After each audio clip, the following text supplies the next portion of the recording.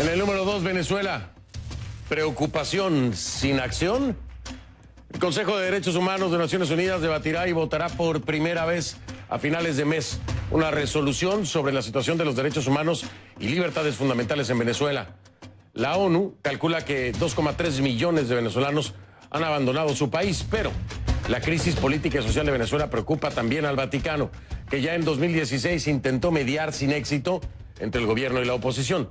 Por lo que los obispos venezolanos están en Roma y se han reunido con el Papa Francisco, a quien expresaron su preocupación por la crisis migratoria, la pobreza y por la situación de los opositores presos.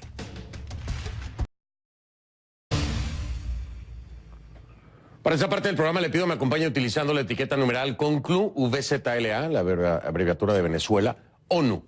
CONCLU-VZLA, ONU. Esa es la etiqueta. Ahí está el hashtag. Por favor, sus comentarios con esta etiqueta. Mi cuenta en Twitter, @soyfdelrincón, @soyfdelrincón.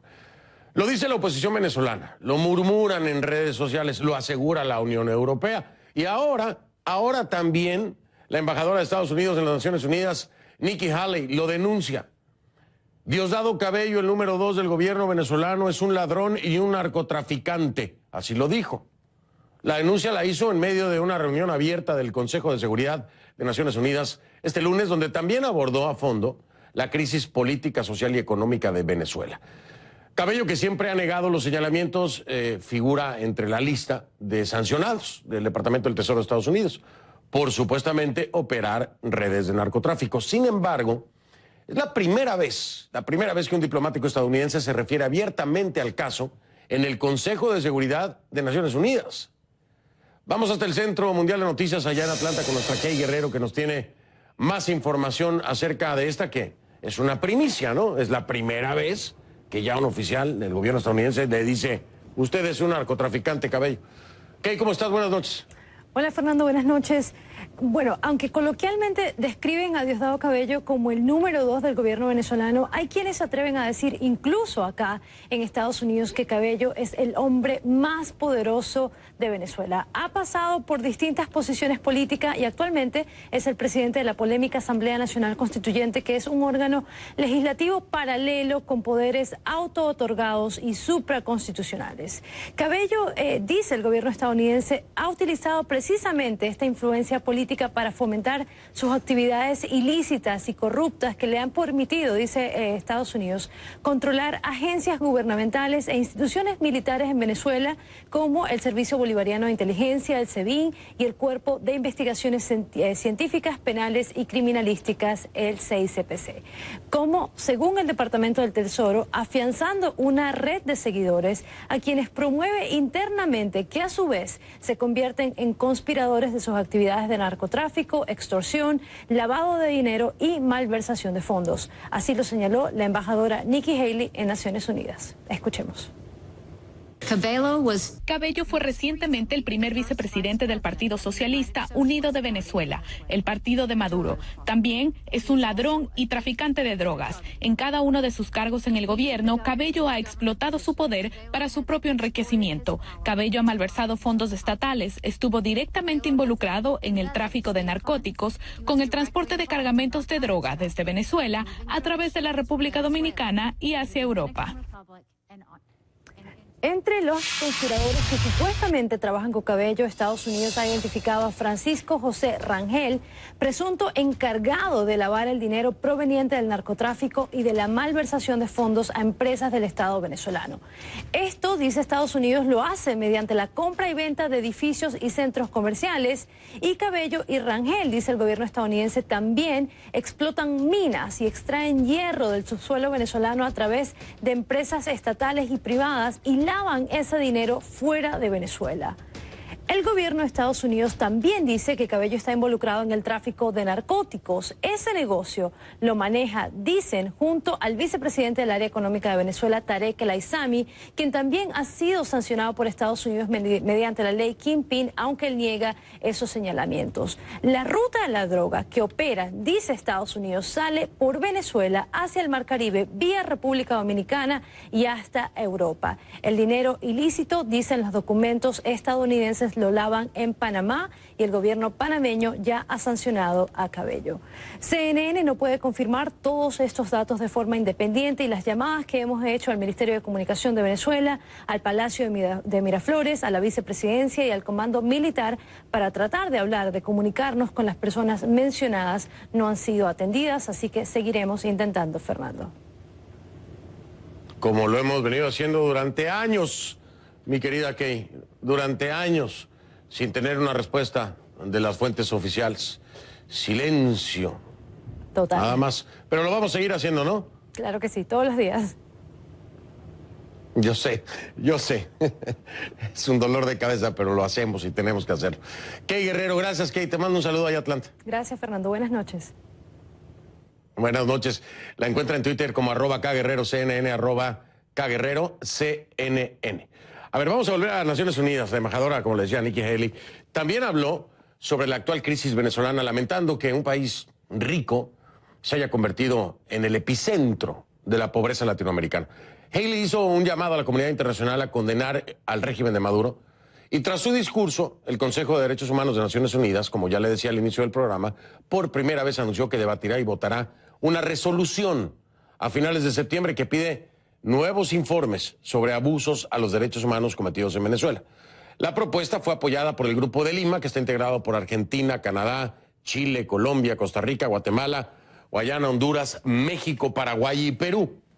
Haley agradeció la iniciativa y al mismo tiempo, en referencia a un artículo del diario The New York Times que asegura que el gobierno estadounidense se reunió con militares venezolanos que planeaban un golpe de Estado contra el gobierno de Nicolás Maduro, dijo que Venezuela busca distraer sobre la situación del país. Pero este tema es muy extraño, ¿no? Muy extraño esto, una reunión, presuntos militares rebeldes. Vamos a hablar de esto con mi invitado al regresar. Es Joseph Umir, es el director ejecutivo de The Center for a Secure Free Society. Ya regreso con él, ahí está en pantalla, después de la pausa.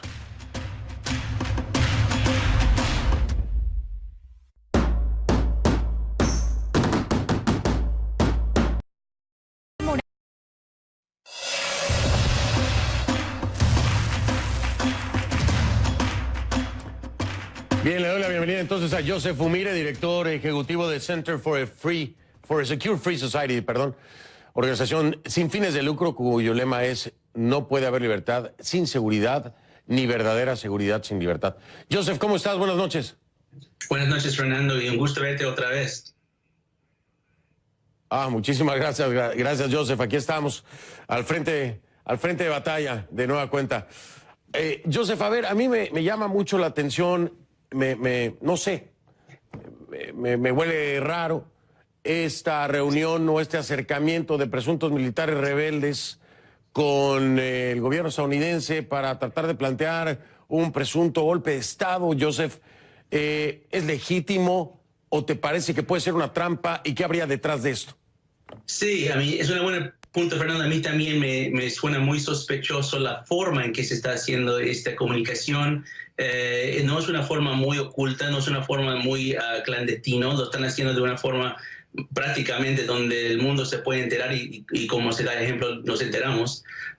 Y es algo que a mí me parece que puede ser muy peligroso, porque ¿qué más hemos aprendido del New York Times justo la semana anterior? Aprendimos de que hay oficiales en el gobierno del presidente Trump que están en desacuerdo con el propio gobierno y que podían hacer maniobras o diferentes acciones para sabotar el propio gobierno. Si mezclas eso con el descontento que existe en Venezuela entre los militares y los propios chavistas, puede existir un cóctel muy peligroso para presionar a Estados Unidos a tomar acciones incorrectas a la crisis de Venezuela. Y eso es lo que me preocupa más que todo, es la propaganda y la presión que podía venir para hacer una acción equivocada en Venezuela.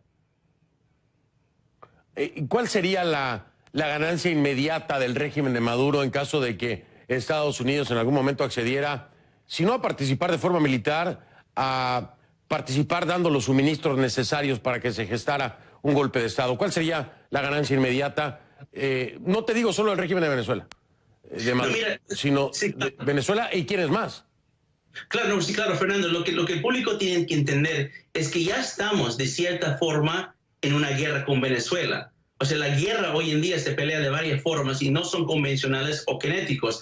Hoy en día las guerras mayormente son asimétricos. En la guerra asimétrica, en este momento, el principal objetivo del gobierno de Venezuela y todos sus aliados es de desprestigiar y deslegitimizar a Estados Unidos. ¿Qué mejor manera de hacer eso? De provocar una intervención equivocado, una intervención no bien preparado en Venezuela que completamente nos quitaría de América Latina. Esto sería lo doble en términos de desprestigio de lo que se vimos en Irak en el año 2003. Entonces yo creo que el propósito del gobierno de Maduro es de provocar un tipo de intervención que ellos pueden manipular en la comunidad internacional para decir que Estados Unidos está tomando acciones violentas en América Latina para sacarnos de la región. Ahora, esta pregunta, Joseph, se la hice al secretario general de la OEA, Luis Almagro, y te la quiero hacer a ti también. Tú lo acabas de decir, y lo sabemos, ¿no? Quienes somos estudiosos del tema de Venezuela. Es una guerra asimétrica. Pero aquí los organismos, estoy hablando de la ONU, estoy hablando de la OEA, estoy hablando del mismo gobierno estadounidense, aún plantea la estrategia como si enfrente se tuviera a un gobierno. Y si tomamos en cuenta las palabras de Nikki Haley, lo que se tiene frente a nuestros ojos es un grupo criminal. Estoy sacando esta conclusión basado en las palabras de Nikki Haley, ¿no? Y lo que hay, obviamente, sanciones por parte del Departamento del Tesoro. ¿Cómo manejar entonces un grupo criminal que se encuentra en la estructura de poder de un país, Joseph? Mire, yo creo que Fernando es peor que criminal el gobierno de Venezuela. Es un gobierno terrorista, prácticamente. Y las palabras de la embajadora Nikki Haley, que son muy refrescantes para los que quieren promover la libertad y la democracia y los derechos humanos alrededor del mundo, y yo creo que fue enfocado en 3 países de los 15 miembros del Consejo de Seguridad, enfocado principalmente a Rusia, China y Bolivia, que están en el Consejo de Seguridad. 2 de ellos son miembros permanentes, y el mensaje es muy claro, que no vamos a tolerar no simplemente los oficiales de Venezuela que están corruptos y vinculados con narcotráfico y terrorismo, pero no vamos a soportar los actores extrarregionales y fuera de Venezuela, como Bolivia, que están apoyando el régimen, dando financiamiento, armamento y apoyo político en el propio Consejo de Seguridad. Y ese es el mensaje crítico, porque Venezuela puede ir de 2 direcciones. Algunos lo nombran como narcoestado, otros lo nombran como un país controlado por Cuba, Cubazuela o Venecuba. Y lo que sería es... El problema es que Venezuela es mucho peor que eso. Venezuela es un país, no simplemente con narcotráfico y Cuba, es un país que tiene el apoyo de actores globales como Rusia, China, Irán. Tiene una alianza regional que tiene sus propias crisis en Nicaragua y en Bolivia. Y toda esa encrucijada hay que sacar a esos actores fuera de Venezuela para que Venezuela simplemente sea un país controlado por narcotráfico. Esos casos ya hemos tenido en América Latina y se los puede solucionar. Pero con todos esos actores es muy complejo y por eso no vemos una solución fácil a la situación de Venezuela. Ahora, fíjate, estás hablando precisamente de los gobiernos que no solamente, yo no te digo que estén vinculados, pero es evidente su postura de respaldo y apoyo, ¿no?, al régimen de Maduro. Estás hablando de Bolivia, estás hablando de Nicaragua, principalmente, ¿no? Tenemos estos 2 actores. En su momento, Argentina con Cristina Fernández, en su momento Ecuador con Correa. Sin embargo, se han ido desapareciendo. Lula en Brasil. Es decir, han ido desapareciendo estos factores.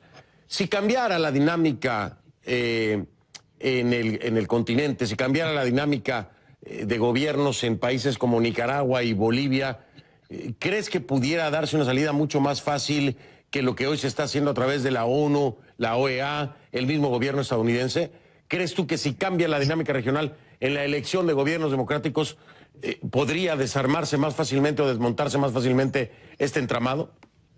Sí, pero la única manera que se puede cambiar esas situaciones y es en esos países críticos como Cuba, Nicaragua, Bolivia y obviamente Venezuela, es sacar a los actores globales. O sea, los actores globales son los que están manipulando las circunstancias, proviendo créditos, dando préstamos, armamentos, también entrenando a los militares de estos países para que se fortalecen en el poder por perpetuo, para estar, en algunos casos por décadas. Entonces, los actores globales, que principalmente estamos hablando de Rusia, China y Irán, y dos de ellos están en el mismo Consejo de Seguridad de la ONU. Si esos actores no salen de América Latina o salen de esos tres países, no hay ninguna solución a esta crisis. Yo creo que el presidente Trump tiene que prestar atención a esto, porque el propio doctrina de Trump debería ser que estos países no pueden estar en este vecindario de las Américas, tanto como él habla sobre que no deberían estar influyendo en el Medio Oriente y en Asia-Pacífico. Bueno, vamos pues mira, por lo menos ya la forma en que Nikki Haley habló da una señal diferente a lo que habíamos estado escuchando, Joseph. Voy a hablar contigo de este tema seguramente más adelante, pero hoy te doy las gracias y te deseo buenas noches. Me dio mucho gusto también verte de nuevo, Joseph, muy amable. Saludos, gracias Fernando, siempre un gusto. Gracias, gracias. Joseph Umire, director ejecutivo de The Center for a Secure Free Society desde Washington. Hago una pausa y vengo.